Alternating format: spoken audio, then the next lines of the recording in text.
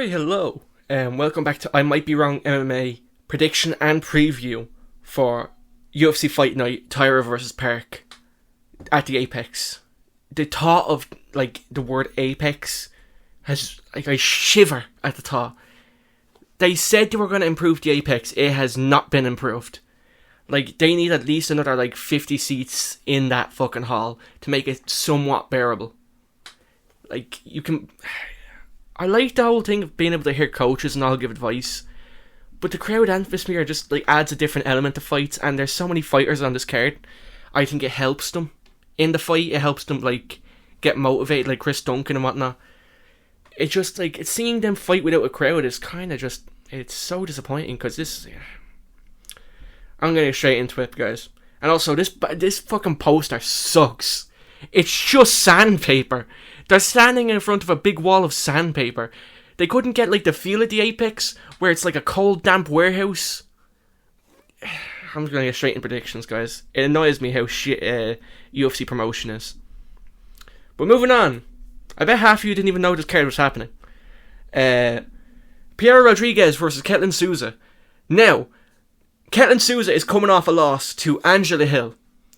A 40-year-old Angela Hill with a record of 18 and 20 or something like that. I don't rate that. I'm going to go Piera Rodriguez knockout rounds 2 or 3. I think she'll get the finish. I think she has the longer reach of the two. Yeah, kind of. I think she'll find the chin. I think she'll knock her out, ground and pound. Moving on. Rafael Estefan versus Felipe Muniz. Now, this is a short notice for Estefan, I believe. Who do I think wins this fight? I'm gonna go Estefan. I think he can pull off a good win here. I don't think Benz is quite on the level of Estefan, so I'm gonna go Estefan. Let me just get my predictions right. I'll say a finish late. I can see a finish late happening. Probably knockout or submission. All right, moving on. Probably most likely a knockout. So round 3 knockout for Estefan is what I'm gonna go for, or decision. Austin Bashi versus John Yanice. The last time Austin Bashi was on this channel for predictions, I predicted he'd lose to Christian Rodriguez. I don't want to flex that, but then C-Rod just had the biggest fall off in mankind. But anyway, we're talking about Austin Bashi. This is a short notice fight, a very short notice fight for both men, I believe.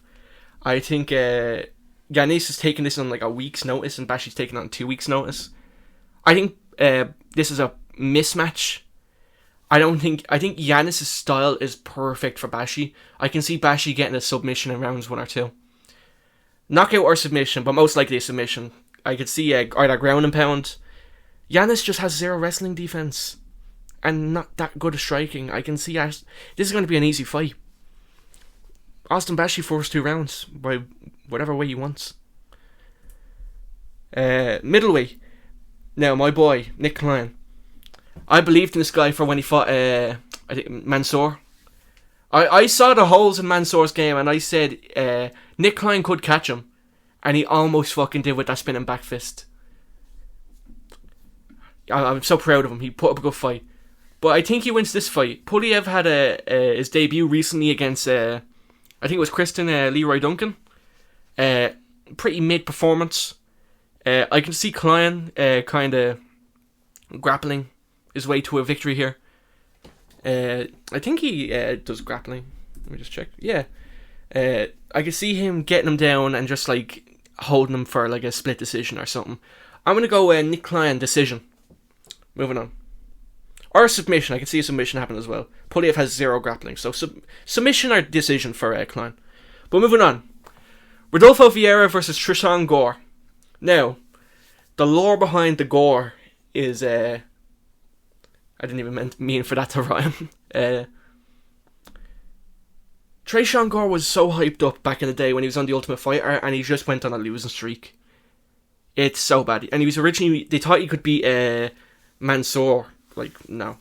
His most recent loss was to a freak of nature and Marco Tullio, don't get me wrong. But this is a more fitting matchup for him, but I still think he's going to lose. I'm going to go Rodolfo Vieiraa, probably submission rounds 2 or 3. Moving on. Rinya Nakamura versus Nathan Fletcher. If I'm not mistaken, I think Nathan Fletcher is a huge underdog in this fight. I disagree with those odds. I'm going to go Nathan Fletcher decision. Decision or late submission. I just can't trust Nakamura after that last performance. That last performance was pretty bad. I think Nathan Fletcher is the younger man. Yeah, I definitely think Nathan Fletcher had a... And he didn't even lose his last fight. That was a robbery, in my opinion. I watched the fight back. That was a clear day robbery. There was a reason they cut Cowlin and not Fletcher. I'm going to go Nathan Fletcher decision. Or late submission. Let me just see here. I could see him getting the sub. I don't think... I could see him getting the sub off on Nakamura. Or knockout. Because he did take Callum Loughran's back pretty easy. I think his grappling is improving. I know Nakamura is a main grappler, but I can see Fletcher outclassing him here. I'm gonna go with Nathan Fletcher. Moving on. I think he's like a 5-1, and I don't encourage gambling, but like our plus 500 or whatever the fuck Americans call it. I don't see those odds at all. I don't see those odds. I don't support gambling, YouTube. But moving on. Kevin Vallejos versus Danny Silva. This is an interesting fight. Danny Silva is the perfect opponent for a round 1 knockout. I'm just going to be honest. I'm going Kevin Vallejos, round 1 knockout. Danny Silva just walks forward with his hands down. Vallejos will find that fucking chin. Unless Danny Silva changes it up and starts to run away and kind of stall. If he fights the way he usually fights, Vallejos might get a round 1, maybe first minute knockout. So I'm going to go with Kevin Vallejos, round 1 knockout. Clean. Moving on. This is the kid you need to keep an eye on, by the way, Kevin Vallejos. This is the kid. Next Ilia, trust me. Neil Magny. The Chronicles of Neil Magny versus Elisu Zaleski dos Santos. I think that's how you pronounce his name. Don't quote me on this. If this was a prime Neil Magny with a chin, I'd pick him. And I know Zaleski is older, but I think he's aged better because Brazilians seem to age better. Look at Pereira. Look at Oliveira. I'm going Zaleski dos Santos. It's just, I can't trust the chin of Neil Magny. A gust of fucking wind could knock him out. I know he's the Prates and all, but he literally grazed him, man. I'm going Zaleski knockout rounds 2 or 3.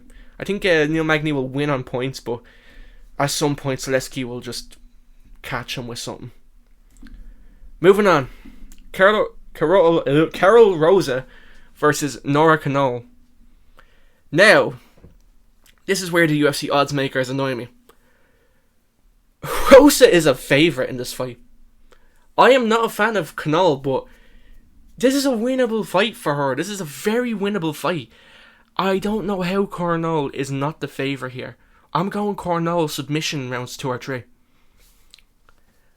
Rosa has some bad losses, and I mean bad. She's coming off a loss to Angela Hill, I believe. No. I'm going Canol submission rounds 2 or 3. Is that the right fight? Hold on, let me just check this. Yep. The website fucked up again. Elvis Brener versus Esteban Rivic. Now, Rivic is an interesting case because he fraud checked Daniel Silva, but then he himself got fraud checked by I can't remember the name, to be honest. Is this fight more of a winnable fight for him? Absolutely. And am I going to go with Esteban Rivic? I will. I'm going to go Esteban Rivic, probably rounds 2 or 3 knockout. I can see him getting the finish here. I think Elvis Brener is way too chinny.